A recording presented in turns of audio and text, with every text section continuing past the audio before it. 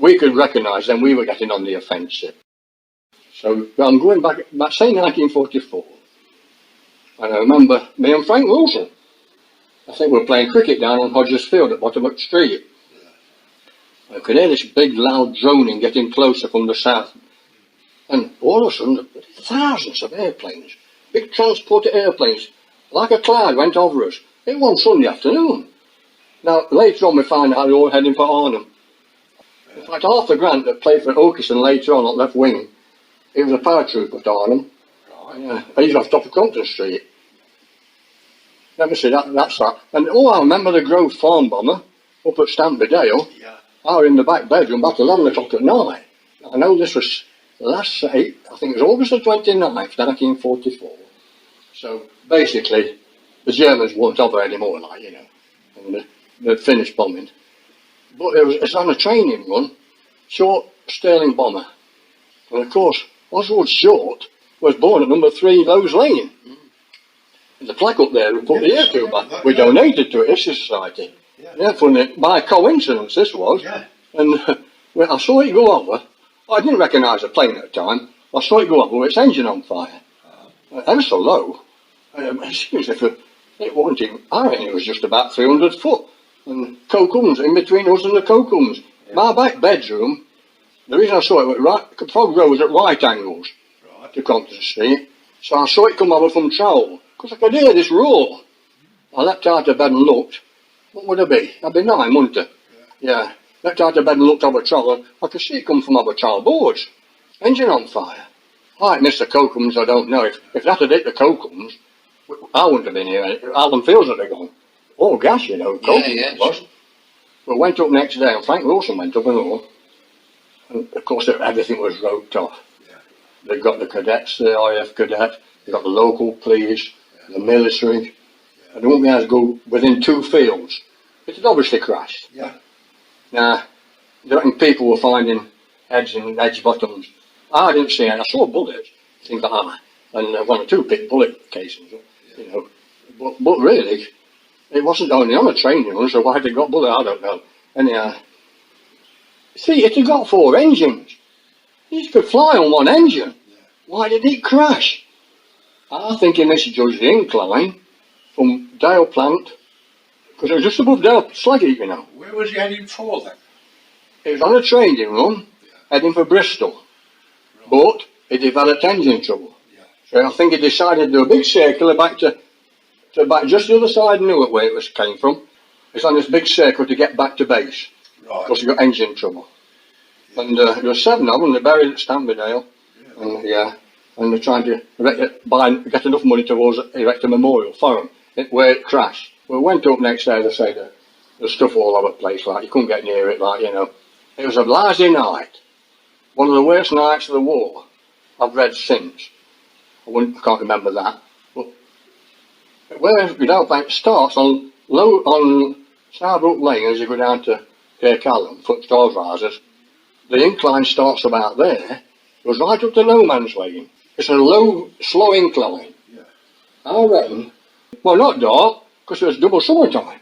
Yeah. Farmers were in the fields at 11 o'clock still. Yeah. Right. You know, it was still what I call semi-light. Yeah.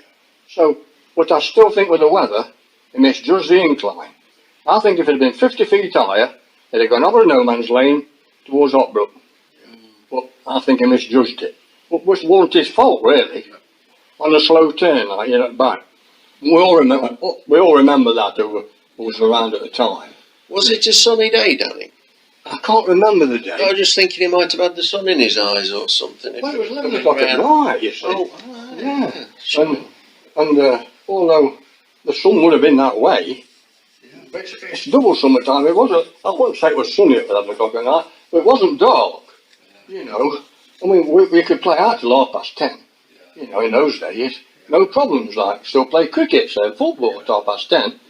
So, you know, double summertime meant extra time in the fields for the farmers, basically, even to the end of the war. I've talked about the war, basically, now, and things we used to listen to on wireless, on the accumulator wireless. Yeah. There'd be Billy Cotton Band show Saturday night, Wakey Wakey. There'd be Sunday afternoon, there'd be Tom Jenkins, Albert Sadler, and all them from Parkwood Orchestra and the Grand Hotel, I think it was, or Spa, in Scarborough. They were regulars. You could listen to that every Sunday afternoon. And of course Gracie was on as all she came on. Donald Pierce was a big singer, you know, in the late 40s. Of course Vera Lynn was still sparting out away, like, you know, all the singers from the pre-war days, you know, they're all good. Anne Shelton, all them, them sort of singers. The Waltz was a big thing. I remember when telly started to come out, probably say 1949, 50, 9-inch of course. You know, and as kids we used to go down and watch it Sunday night. We'd play a tenner apiece. And it was on from 7 o'clock to 11. An epilogue come up with the old spinning wheel and the swans in the lake.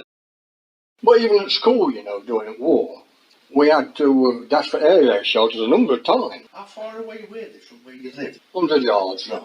You know, within easy running distance. Yeah. But the sirens would go giving you plenty of time. They know they were coming over from East Coast.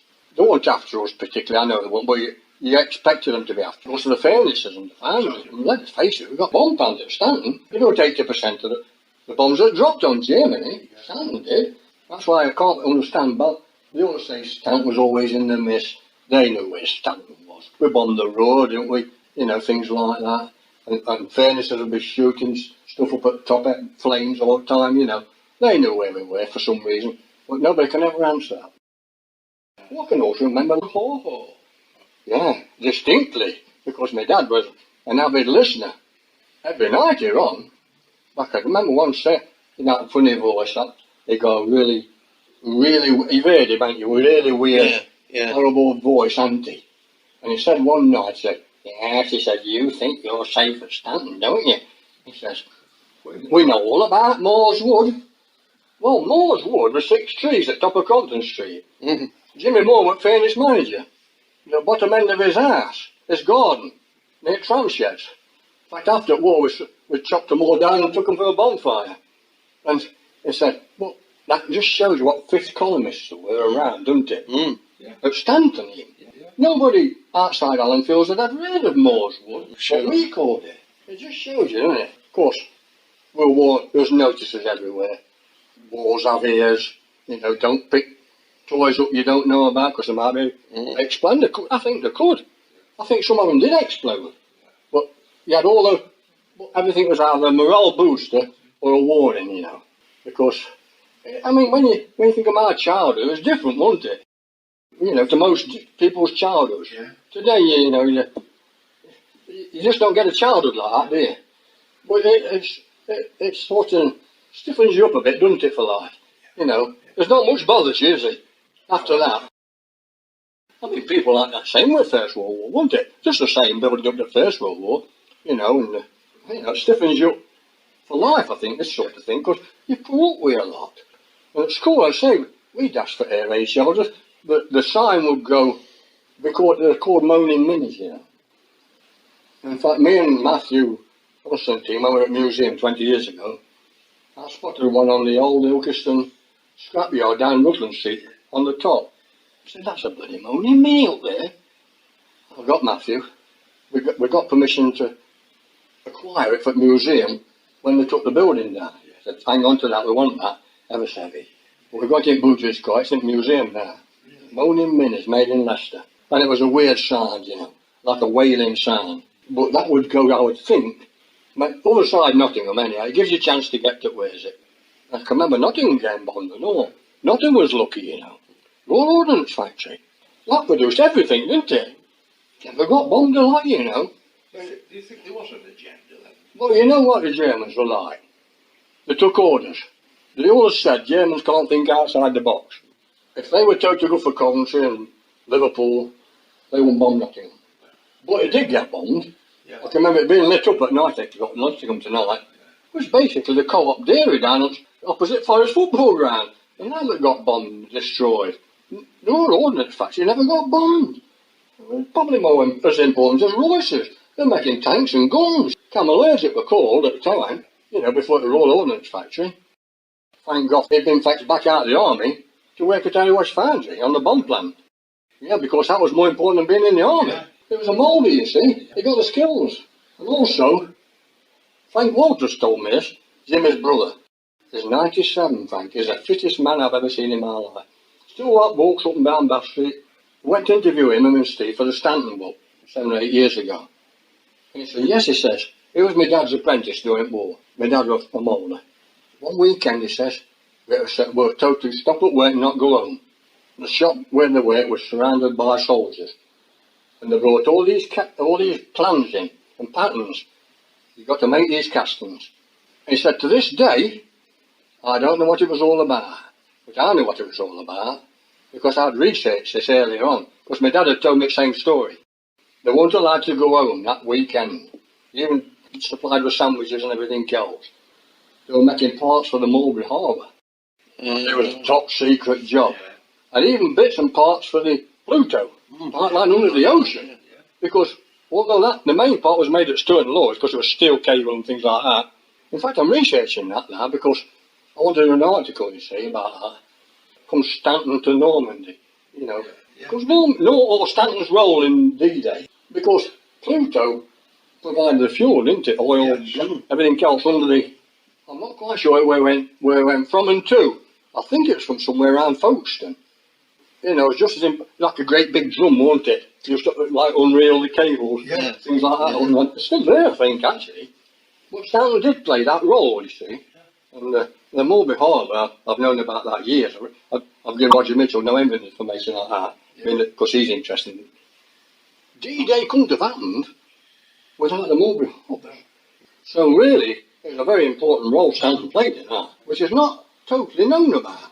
You know, all about backing the bombs for Germany, drop on Germany, but not these other incidental things. Was it always assumed that you'd get a job at Stanton then? Or? It was compulsory, I would say. Paul had to go to Pitt, I had to go to Stanton. Sometimes people had to go in lace and textiles if you're middle of town. You usually went where your family went.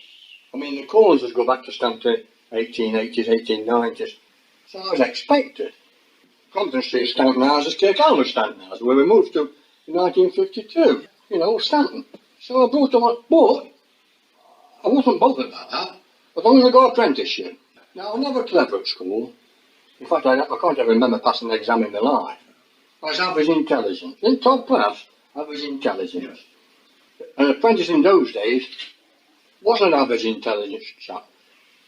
The clever people went to grammar school and Allcroft, and they probably became draftsmen. You know, or even electricians, a step up from my skills, like, you know. I actually got set on as a plumber. Then in the training centre, said, well, give you a try as a joiner. I was the worst joiner they ever made in their life. So I'll give you a try as a fitter. Well, it didn't bother me. I wasn't bothered with it as long as I apprenticeship. I was happy enough. I enjoyed my time as a fitter. But I'd have preferred a plumber because you can do plumber jobs in the spare time and earn a bit of money. As a fitter, you can't really. But we were motor mechanics. I'm level of motor mechanics and things like that. The more practical side of life, if you like, not the brainy side of life. Sitting gills. But the draftsmen, and all them, they did nationals. That was the difference, really. But I'm quite happy, as long as I got an apprenticeship. In fact, I refused to be, when I was 18, I was offered terms with Derbyshire to become a professional cricketer. Donald Carr's brother, Major Carr, he had me and he said, I've been with Derbyshire, as Judy, you see. We played at weekends, we was in the nets with the pros, and Stanton had given me a bit of time off to play special matches. But I was 18, and he said, I want you to join the ground staff, which is, you're a professional cricketer then. I said, look, I'm halfway through my apprenticeship. I want to finish that. Set me hard on being a skilled man, you see. They said, well, the problem is Corns, because a major car this was, in a secretary. You'll be 21 when you finish your apprenticeship. You've got to go in the forces. You'll be 23 when you come out, you're towed. And he's quite right. So I refused to be a professional cricketer. And I'd have made the grade, but I'm glad I didn't because I'm not big blowed. I wasn't 10 stone. I was a quick bowler. As you can have, I had three no hips. Then the knees have shot it, ankles had shot it. My body wasn't just stood up to county cricket in those days. I mean, so I was happy what I did. You know, I don't regret anything. My life I've chosen. You know, but you just wonder if you'd have made that other decision. And then when I got to about 20, I set my heart on going to New Zealand. Like, I even applied twice. Went for an interview once. I thought, can I finish my apprenticeship out there? My mum put a bit of a scotch on this. I was the only one. What I wanted to do was finish my apprenticeship, say, in New Zealand. Because there were jobs on railways then, New Zealand. Just building the railways. So. At £10, that's all it was. All was in the world for 10 quid. I'm never keen on Australia. I'm not keen on the Aussies. Maybe through cricket and things like that, being old. And the thing is, what to do then, you get accepted and you don't hear it for 9 months. And they call it a 9 months waiting. It's deliberate, because if you change your mind, most people change their mind. They meet a girl, I met Bob, in 9 months, and said, if you want to go after 9 months, they'll take you. So, but most people meet a girl, someone like that, and say, oh, I'm not going out to New Zealand. But my mum really, I was the only one. Apple of the eye. She said, if you ever go out to New Zealand, she said, you're not welcome back here. A bit hard, I would never do it to my kids. But she's quite right in a lot of ways. So I've no resentment about it, no at all. I could have had a different life. But I've no regrets about my life anyhow.